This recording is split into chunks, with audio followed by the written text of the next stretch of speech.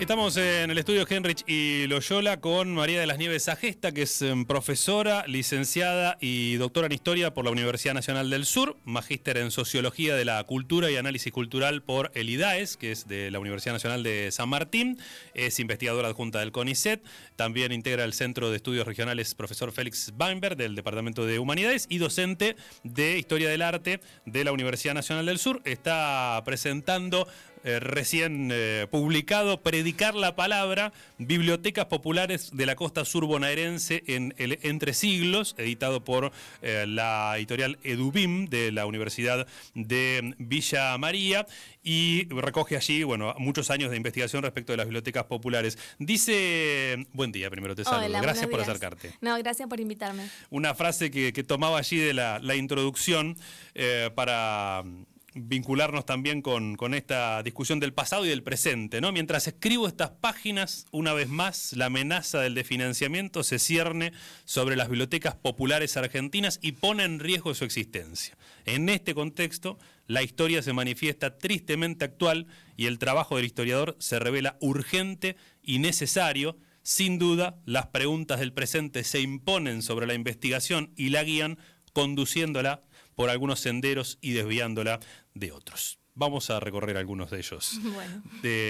En principio, me gustaría que nos pongas un poco en contexto a nivel nacional, un poco de la época de la fundación de las bibliotecas populares, de la promoción también, ¿no? Mucha bajada de línea ahí de Sarmiento.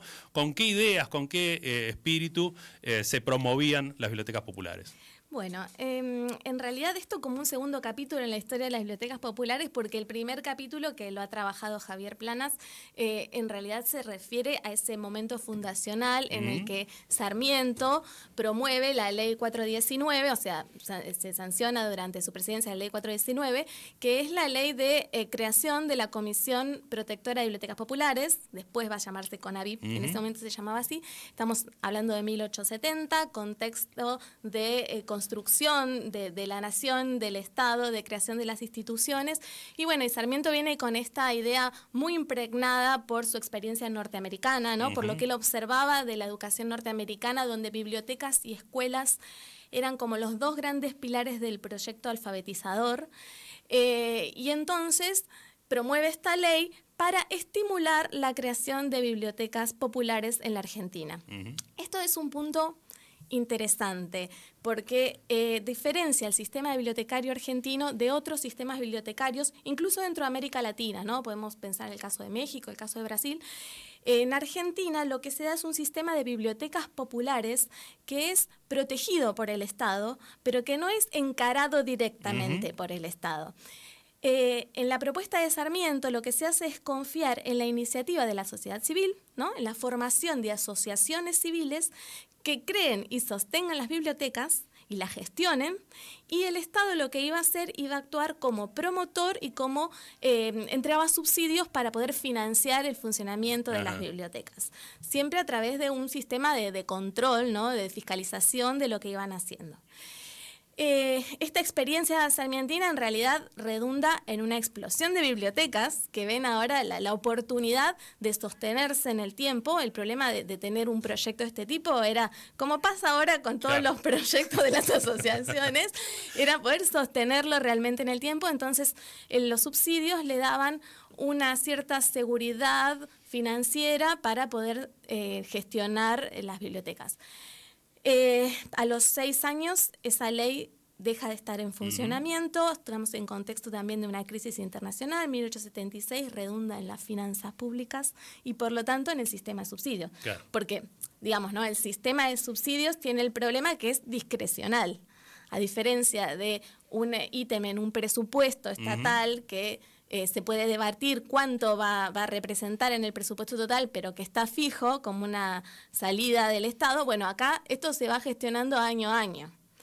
Entonces, ante momentos de crisis, el sistema se tambalea y se recortan aquellos lugares que son más precarios. Los subsidios son uno de ellos. Entonces, se corta el sistema de subsidios y las bibliotecas que se habían fundado masivamente quedan un poco a la deriva. Claro. Y esto va a ser así hasta 1908, en que se restaura la Comisión Protectora de Bibliotecas se vuelve a poner en funcionamiento la Ley 419, que seguía existiendo, solo no estaba más en funcionamiento. Y a partir de ahí empieza un nuevo momento de expansión bibliotecaria. Eso es un poco el contexto. Lo que sucede es que en nuestro territorio se dan unas características particulares que tienen que ver con cómo fue el proceso de urbanización y de ocupación del territorio que han venido charlando con otros historiadores acá en la radio. Pero esta expansión del Estado sobre la frontera, expoliando los terrenos indígenas, ¿no? para incorporarlos al sistema de explotación también económico que impone el Estado en el modelo agroexportador, hace que sea una época de fundación de poblados, ¿no? Después de la derogación de la que dejó de funcionar la Comisión Protectora, en realidad se fundaron un montón de poblados en nuestra región. Digamos, ¿no? Las instituciones aquí. Exacto. Entonces cada una quería tener su biblioteca porque tener la biblioteca era una marca de la cultura de la población, ¿no? Del progreso de la población. Entonces, pese a eso, se fundaron bibliotecas entre ese 76 y el 8. Claro, ¿no? bueno, vos hablas un poco de la historia de las sobrevivientes, ¿no? Justamente de toda esa etapa expansiva, entrando en este desfasaje respecto del acompañamiento estatal. Exacto. Yo cuando empecé a mirar los documentos, que aparte esto es una nota metodológica, es buscar una aguja en un pajar, ¿no? Claro. Porque no es que vas al Archivo General de la Nación y ahí están todos los documentos de la biblioteca. Tuve que ir a cada biblioteca a rastrear toda la información. Acá estamos hablando de la Rivadavia, Sí. de Bahía Blanca y 4 o 5 más de la zona, ¿no? Sí. Trabajé sobre la de Tres Arroyos, que actualmente es Biblioteca Sarmiento, era la biblioteca del Centro de Comercio cuando se creó, de 1899. Trabajé sobre la Epihue, que es una biblioteca socialista del 14. Ajá. Sobre la Sarmiento de Suárez, que es de 1915. Sobre la de Torkins, que es de 1917. Saavedra, que es de 1916, la Alberdi de Saavedra. Y bueno, creo que no me queda ninguna. Creo que se tendrían todas. Bueno, y en realidad elegí estas bibliotecas un poco porque son las que llegaron hasta el día de hoy. Son bibliotecas que siguen funcionando. Claro. Y también esto implicaba que yo tenía disponibilidad de archivo para poder ir reconstruyendo de a poquito esta historia. Me encontraba en los documentos que había muchísimas bibliotecas que no habían dejado ningún tipo de registro más que en el censo, por ejemplo, que habían existido. O yo encontraba en el diario, se funda una nueva biblioteca y después no tenía, se perdía en la línea del tiempo, digamos. Así que elegí este recorte que fue el que me permitió consultar la documentación como para hacer la historia bibliotecaria. Y ahí, por ejemplo, ¿qué grupos promovían estas bibliotecas y con qué objetivos? ¿Compartían hay un criterio general, evidentemente por lo que vos estás planteando, de esa cuestión civilizatoria, ¿no? De, bueno, bajar la línea de lo que venía llevando adelante el Estado Nacional? Sí. El título alude un poco a esto, ¿no? Predicar la palabra tiene que ver con ese sentido misional que se autoatribuían en la difusión de la palabra escrita y por lo tanto en la difusión de la civilización. Esto son instituciones letradas, así que implica principalmente que quienes organizan la institución y la gestionan saben leer y escribir, algo que no es menor en este momento, ¿no? Estamos en un momento que se pasa desde un 30% de alfabetizados a un 70% alfabetizados, ¿no? O sea, las bibliotecas participan de este proceso. Entonces, en primer lugar, ya hay un componente de distinción que son grupos letrados que saben leer y escribir. Después, va a haber matices en cada una de las bibliotecas, ¿no? Hay lugares donde son las, digamos, altas burguesías locales que se están constituyendo, ligadas sobre todo, por ejemplo, en el caso de Bahía Blanca, o bien al modelo agroexportador, o bien a los nuevos sectores profesionales que se van instalando en la ciudad.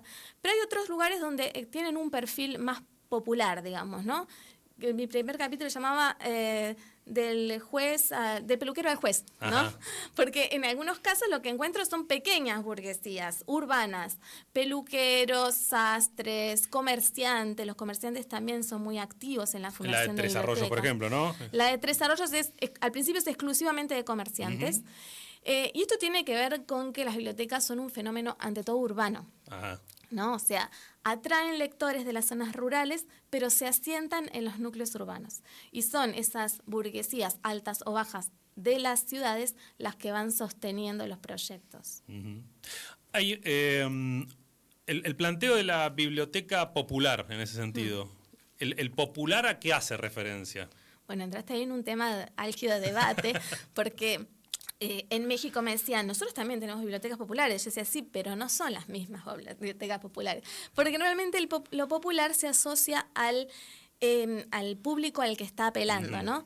Pero en este caso, en el sistema que instaló Sarmiento, lo popular se refería a una forma de creación y gestión de bibliotecas, que tiene que ver con que es la sociedad civil. La idea del asociacionismo. Exactamente. Que eso iba más allá de las bibliotecas, ¿no? Había como una promoción de esa iniciativa general, digamos. Sí, yo el otro día escuchaba la entrevista claro, que tuviste pienso con lo que Patricia. charlamos con las investigadoras anteriores. Y esto de la vocación pública que tenían los actores sociales en ese momento, sobre todo quienes se sentían responsables de ese, entre comillas, avance social, se concretaba en esta participación asociativa, ¿no? Que era también una participación en términos de una supuesta horizontalidad, donde se podía elegir a los representantes, claro, gestionar los proyectos. Pero bueno, volviendo a lo popular, entonces cuando hablamos de bibliotecas populares, en este caso estamos hablando del tipo de gestión y sostenimiento. Y en la Argentina en general, lo que se asocia a biblioteca pública es la biblioteca sostenida por el Estado. Claro. ¿Sí? En otros lugares lo popular alude a que está dirigida a un público amplio, no importa quién la gestiona o quién la sostiene. ¿Sí? Por ejemplo, ya decía, las bibliotecas mexicanas, pero no sé, las bibliotecas en Brasil están relacionadas a eso. No está esa distinción tan clara entre la biblioteca popular y la biblioteca pública. Claro, está bien. Y en ese sentido, bueno, más allá de los grupos que la promovían, había perfiles muy distintivos después en la actividad de las bibliotecas entre la Rivadavia y las de la zona. Había como, yo diría, un repertorio de actividades comunes que todas organizaban. Por ejemplo, no sé, conferencias, lo que llamaban los juegos florales. Los juegos florales era como una especie de concursos literarios, la declamación, por supuesto la promoción de la lectura en sala, el préstamo a domicilio que se va instalando también. El tipo de actividades es lo mismo, es muy parecido. Por ahí se ve cierto perfil diferencial en el caso de la EPIHUE, que estaba gestionada por miembros del Partido Socialista, entre ellos Herminia Brumana, que es muy conocida, por eso la menciono, y aparte porque era una de las pocas mujeres que vemos. Bueno, eso te iba a preguntar también, porque mayoritariamente, sí, casi salvo este nombre, no sí, hay muchos más, ¿no? Muy pocas mujeres en la gestión, después como lectora sí. Claro. Como lectora sí. Pero bueno, ahí sí había una complementariedad entre la actividad de la biblioteca y algunas conferencias que ellos consideraban propagandísticas de la doctrina socialista y la actividad que hacían a través del periódico del Centro Socialista, que era Espartaco. Entonces, ahí hay como una impronta. Lo que no hay, que uno podría esperar, es perfiles diferenciales en las colecciones, por lo menos hasta donde pude indagar. ¿Qué se leía o qué se promovía? Sí, en realidad lo que más se lee, porque son muy abiertas, digamos, a las demandas de su público lector. Entonces, lo que más se lee es literatura de entretenimiento, novelas. Claro. ¿No? No hay una idea esta que sí va a suceder en otros grandes centros urbanos de la buena y la mala literatura, ¿no? Todo el libro era bienvenido para atraer lectores. Así que lo que más vemos es literatura, ya clásicos, consagrados, mucho folletín, mucha novela de entretenimiento, digamos, de literatura de placer. Y sí se ve, por ejemplo, en el caso de Bahía, en las colecciones, una impronta más importante de todo lo que es la literatura jurídica, por ejemplo, porque tenemos un elenco de abogados que están trabajando para los tribunales. Entonces la biblioteca funciona como espacio de consulta. Y después tenemos otra enorme cantidad de libros que son materiales de consulta general, que tienen que ver con las manuales, con las enciclopedias, con los libros de texto, que estaban destinados a esos escolares que se estaban incorporando al sistema educativo argentino, ¿no? Ajá. Entonces hay como varios lectorados a los que está apelando. nos metemos un poco en la Biblioteca Rivadavia y desde ahí a algunas de estas iniciativas, porque me surge con esto que vos vas contando también las distintas estrategias que buscaban para tratar de llegar, ¿no? Sí. a lectores y lectoras en distintos puntos. Pero cuando hablabas de los grupos que promovían, en este caso a la Rivadavia, esa convivencia entre quienes las burguesías vinculadas al modelo agroexportador y profesionales que se iban sumando, bueno, como recién lo mencionás, sí. Tribunales, más o menos, no tengo el año en que arrancan, pero por esa época, 5, ¿no? sí. O sea que hay muchos abogados, periodistas también, ¿no? ¿Quiénes eran? Bueno, van mutando, Ajá. ¿no? Las comisiones directivas van mutando. Sí se puede observar a lo largo del tiempo como cierto estancamiento en cuanto a los grupos que la van gestionando, porque bueno, es una actividad voluntaria, ¿no? Como sucede ahora. Entonces, hay gente que se compromete y sigue a lo largo del tiempo.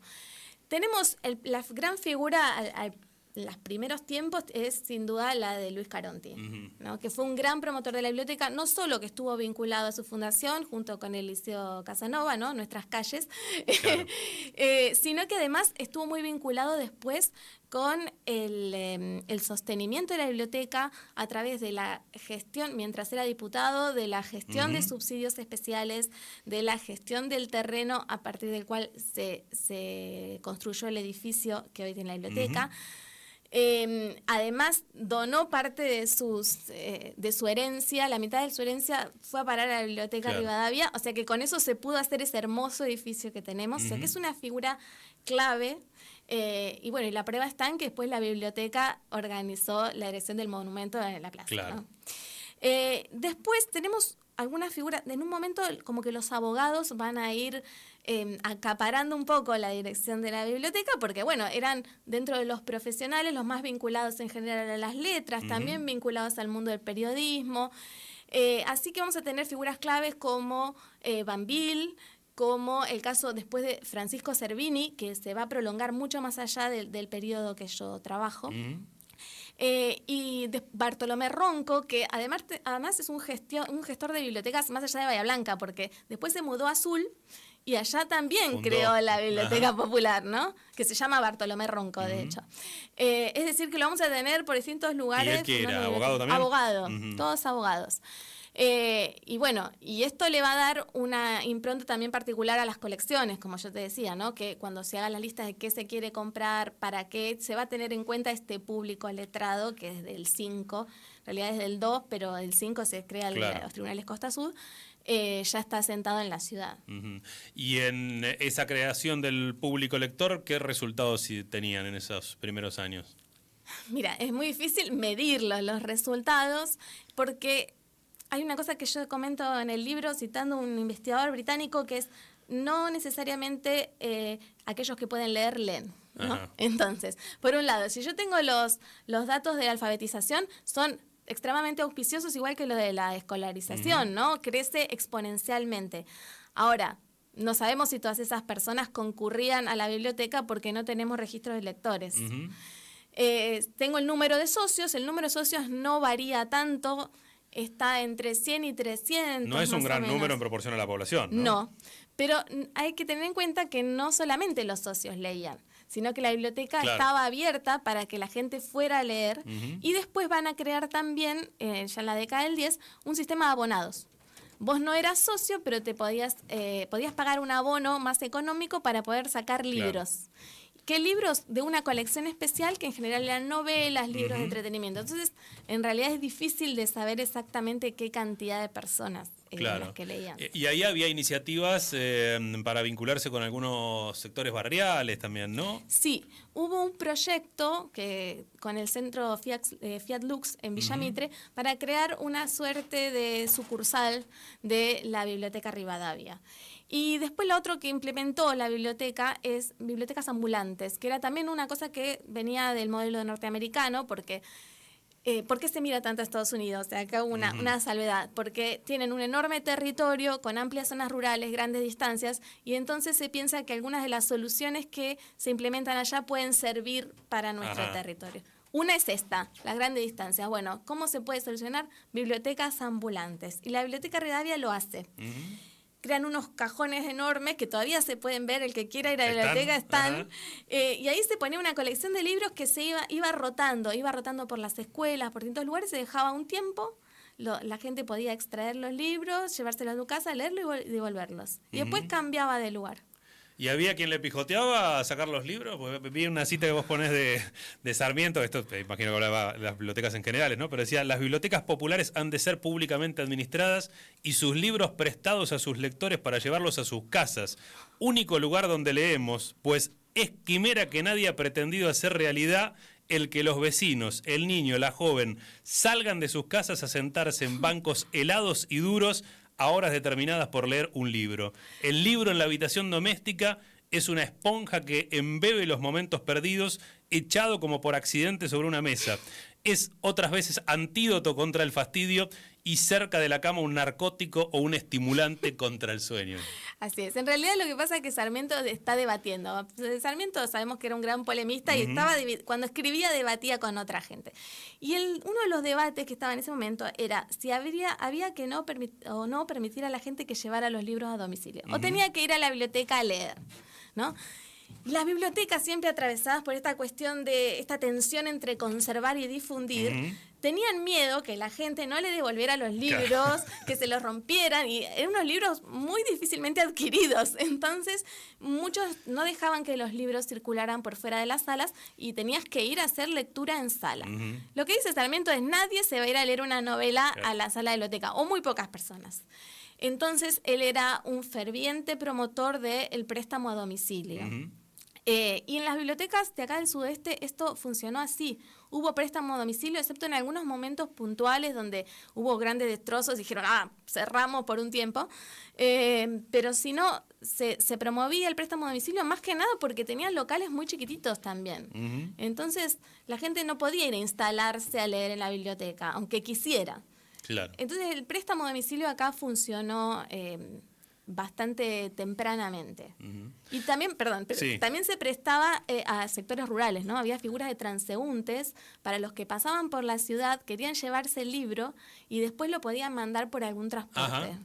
Bien, sí. Bueno, había una iniciativa, evidentemente un interés ahí resuelto. Estamos conversando con María de las Nieves Agesta, está presentando Predicar la Palabra, un libro que reúne sus investigaciones sobre bibliotecas populares, incluyen a varias de la región también. En varias de ellas también lo que aparecía dentro de esos grupos que promovían las bibliotecas, los grupos masónicos serían.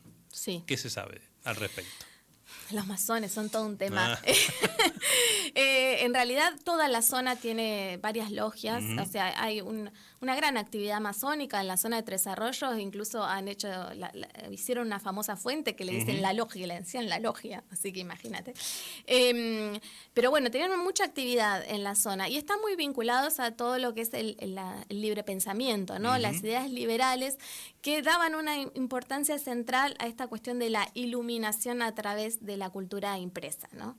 Entonces, como que las bibliotecas se concebían como estos espacios donde era posible educar a la población de acuerdo con estos ideales. Por eso es que los masones muchas veces están involucrados en la gestación de bibliotecas, ¿no? Ellos tienen también una idea de participación pública, de intervención en lo público, y los vemos no solo en las bibliotecas, sino en general en todo el movimiento asociativo. Pero bueno, con las bibliotecas hay una relación intrínseca que tiene que ver con esto de la educación a través de la escritura. Y en esa idea de las élites, esto hemos hecho referencia, por ahí para quien no las haya escuchado, pueden encontrar en nuestro canal de YouTube charlas con Patricia Orbe, previamente con Juliana López Pascual, con Ana Vidal, ha estado también el profesor Mariano de la Rosa, que, van con una idea donde hablamos de las élites, del asociacionismo, de los espacios también de la sociabilidad de esa bahía de entre siglos. Y ¿cómo era? ¿Había esos recambios que se daban? ¿Cómo se daban? ¿Quién ingresaba? ¿Cómo no a esos vínculos? En este caso, por ejemplo, el mundo en torno a la Biblioteca Rivadavia o las actividades culturales que se promovían. ¿Vos te referís a las comisiones directivas o comisiones en general, o no? Digamos, ¿quiénes entraban en esos vínculos más de la élite local? Digamos? Claro. ¿Cómo? En realidad, la cuestión asociativa es como que a partir de las asociaciones iban creando redes de contactos, ¿no? Que iban de la que iban surgiendo nuevas asociaciones. Por ejemplo, en algún trabajo yo hice una cuestión comparativa entre la Biblioteca Rivadavia, la Asociación Cultural, que era una asociación de música de esa época, o sea, que promovía la escucha de música académica. También los podemos encontrar, bueno, en las logias, muchos con participación política también. Entonces eran como las mismas personas que iban tejiendo redes, y de esos lugares compartidos iban surgiendo también proyectos compartidos. Eso en cuanto a la gestión. Después, en cuanto al público, lo que tenemos son campañas de difusión que se organizan desde las instituciones. Está aquel que se acerca porque tiene un interés propio, pero también hay fuertes campañas de difusión. Por ejemplo, la Biblioteca Rivadavia en un momento organiza poner libros en la Plaza Rivadavia, como para que la gente pase y lea, ¿no? Y de ahí se acerque a la biblioteca. Después, tratar de incorporar distintos tipos de actividades que a la gente le interese. Por ejemplo, en un momento se empiezan a incorporar la proyección de cintas, ¿no? de películas documentales que acompañaban las charlas. Pensemos que en ese momento el cine era una novedad y era un factor de atracción. Entonces, hay una política activa, lo que Germán García, un bibliotecario y director de la Biblioteca Rivadavia ya de los años 30, va a decir una biblioteca agresiva. ¿No? La biblioteca que sale a buscar a sus lectores y sale a buscar a su público, con más o menos éxito, por supuesto. Pero lo que sucede también en estas ciudades es que estas localidades, porque algunas todavía no son ciudades del sudoeste, es que ante la ausencia de otras instituciones culturales, estas bibliotecas que son sostenidas por la misma sociedad civil se transforman como en los puntos neurálgicos de reunión cultural de cada una de las localidades y adquieren un poder simbólico importante, ¿no? Es el símbolo de la cultura, del progreso de cada una de las ciudades. O sea que siempre eran lugares que se tenían presentes y lugares de convocatoria y lugares que la población defendía como propios. ¿Qué pasaba con la política? La política, mira, yo en el libro trato de analizar las tensiones, ¿no? Miro mucho las cuestiones de las tensiones. Y lo que sucede es que las asociaciones, de estas asociaciones modernas de fines del 19 y principios del 20, solían incluir siempre una cláusula que prescribía las políticas de sus salas. Esto tenía que ver con pensar que la política de alguna manera iba a enturbiar las relaciones sociales y que el moderno concepto de civilización y de buen trato tenía que excluir ese tipo de conflictos. La realidad es que, como te digo, sobre todo en poblaciones chicas, eran las mismas personas las que circulaban por todos lados. Entonces, en algún momento cito a un historiador de La Plata que dice es iluso pensar que no se iba a hablar de política en las salas donde se reunían, por ejemplo, las comisiones directivas, ¿no? Entonces, lo que sí veo es que en estas comisiones hay muchas personas que después se incorporan a, por ejemplo, la gestión municipal. Entonces, creo que están funcionando como plataformas de visibilidad y también para generar contactos que muchas veces redundan en cuestiones políticas. Y por otra parte, a las bibliotecas también les convenía tener en sus comisiones gente que estuviera vinculada con la política, porque de esa manera se gestionaban recursos, ¿no? Yo mencioné el caso de Caronti. Bueno, él puede gestionar los subsidios especiales para la Biblioteca Rivadavia porque están puestos políticos. Y cuanto mayor poder de gestión tenés en esos círculos, más recursos iba a poder obtener la biblioteca. Y ahí estamos hablando de una época de radicales conservadores socialistas, básicamente. Sí, pero los escenarios locales suelen ser más complejos, porque suele ser esa misma élite que se va reacomodando en función de las coyunturas, ¿no? Entonces, por ejemplo, en el caso de Bahía Blanca, tenemos la formación de una agrupación particular que reunía a radicales y conservadores, porque lo que estaban tratando era de sortear la abstención del radicalismo. Entonces se querían presentar igual elecciones y acá en Bahía ganaban. Entonces forman un centro particular como reuniendo a todos los miembros de la élite que querían estar en la gestión municipal. Entonces, y aparte se intervienen todos lo que son los factores de poder dentro de la provincia de Buenos Aires, que son mucho más complejos, ¿no? Por ejemplo, la figura de Rocha, acá va a ser una figura que congregue adeptos, ¿no? La figura de Marcelino Ugarte. Hay conflictos que van más allá de la dicotomía esa de radicales, conservadores o incluso socialistas, que también los tenemos participando, ¿no? Claro. Vos mirás hasta el 30 en particular. En el libro me detengo antes. En realidad mi proyecto original era el 30, pero cuando uno empieza a indagar se da cuenta que empieza a hacer una cosa que no la podés abarcar. Entonces, no, al final me decidí por el momento, o sea, el 19-20, que es el momento de finalización de la Primera Guerra Mundial. Ajá.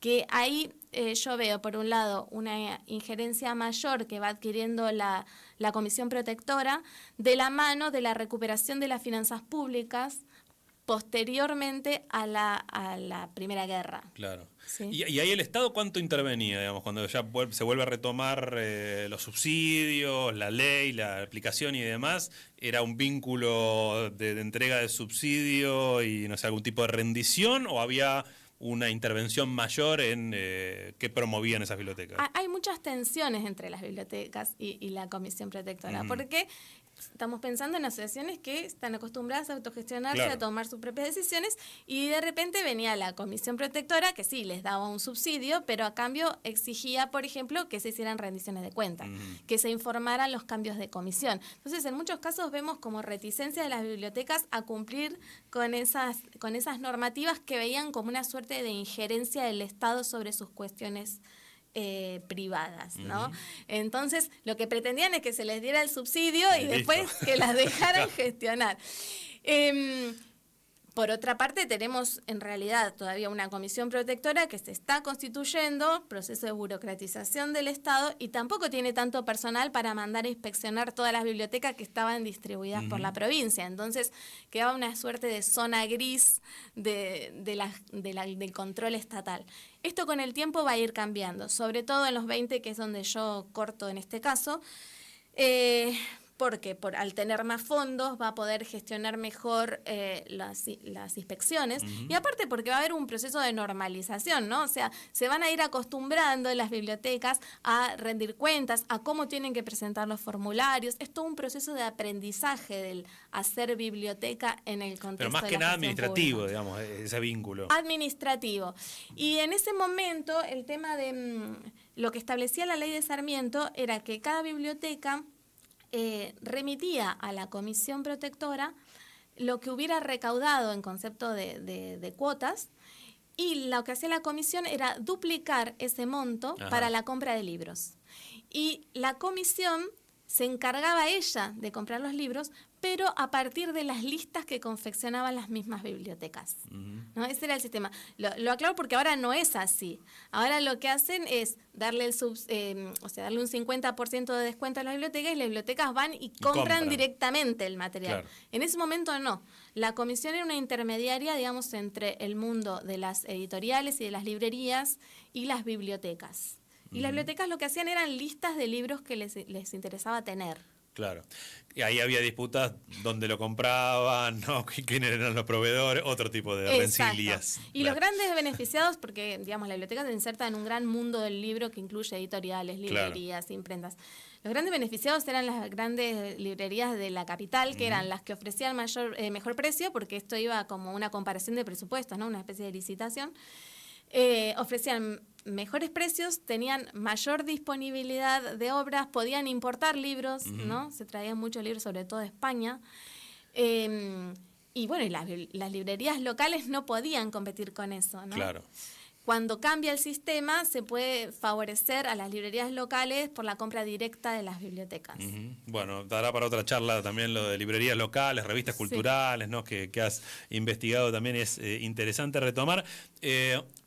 Por ahí tomando también, oyendo un poco más allá de lo que es el lapso que vos investigaste, pero esa idea del rol que tenía la biblioteca con esa representación del progreso para esta ciudad, ¿qué ocurre después?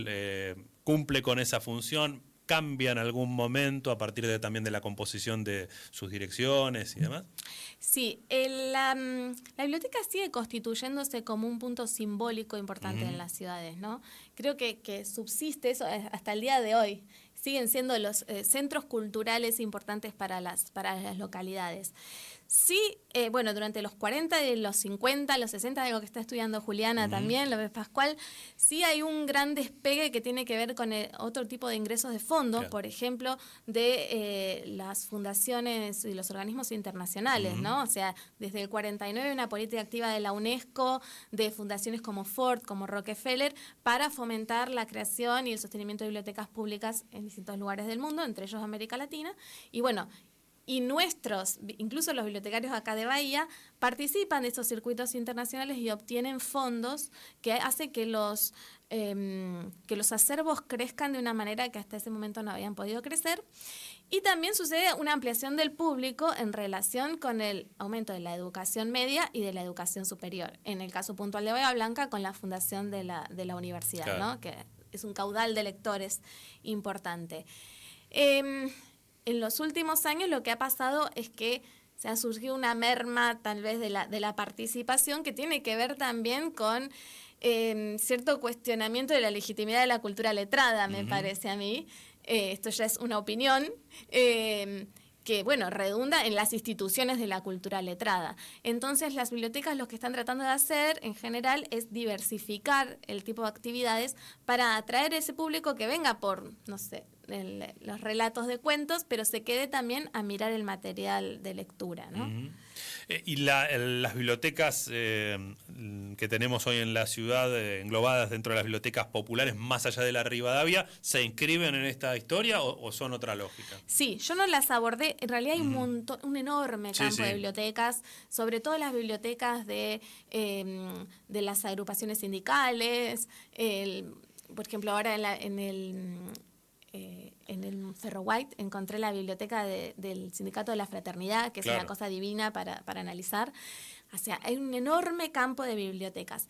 En la actualidad tenemos un consejo de bibliotecas populares que se aprobó en 1997, en una ordenanza de 1997, que reúne a las bibliotecas populares para promover el funcionamiento, la entrega de fondos, porque aparte de los subsidios del Estado Nacional, también reciben subsidios del Estado Municipal y en algunos casos también de la provincia. Y también que muchas veces funcionan colectivamente en la relación con la Comisión Nacional de Protectora de Bibliotecas Populares. Más o menos hay alrededor de 20 bibliotecas ahora agrupadas en ese consejo. Y sí, todas se están encuadrando en el mismo sistema y cada vez más, y acá vuelvo a lo que leíste al principio, se depende de los fondos que otorgan los subsidios del Estado en sus distintas instancias, pero sobre todo la CONAVIP, para poder seguir funcionando, ¿no? O sea, los ingresos que dan los socios, aparte las cuotas son bajas, no alcanzan a sostener a las bibliotecas. Los libros son caros. Los libros son caros, entonces para tener un acervo más o menos actualizado de interés para el público, es muy importante el aporte de los subsidios. Puntualmente el aporte de la CONAVIP, que aparte da tiene otras funciones, por ejemplo, organizar cursos especializados para los bibliotecarios, ¿sí? O sea que en realidad todas las bibliotecas intentan formar parte de ese sistema si cumplen con las normativas que le impone la comisión. Claro, bueno, lo que quedó de estas bibliotecas que vos mencionás, vinculadas a distintas instancias del movimiento obrero, y la otra pata que más de la iglesia también, en ese contexto previo en el cual surge todo esto que hemos hablado. Sí, en realidad son muchísimas. Cada asociación aparte tenía su biblioteca, no sé, las asociaciones étnicas también tenían su biblioteca, la Sociedad de Socorro Mutuo tenía salón de baile y la biblioteca. En realidad es un mundo inabarcable, que tengo el problema justamente que te comentaba, que no han dejado mucho registro. De a poquito, cuando los vamos encontrando, nos vamos metiendo en ese mundo. ¿Cómo se puede leer el libro? ¿Cómo? ¿Dónde? Mira, por ahora está disponible únicamente a través de la compra online, ¿no? Pueden entrar a la página de Edubim y ahí se puede comprar y te lo envían a tu casa o a algún punto de retiro. Edubim.com.ar es el sitio. María de las Nieves Sagesta, la autora y nuestra invitada. Muchísimas gracias por la charla. Muchas gracias a vos. La seguimos en cualquier momento.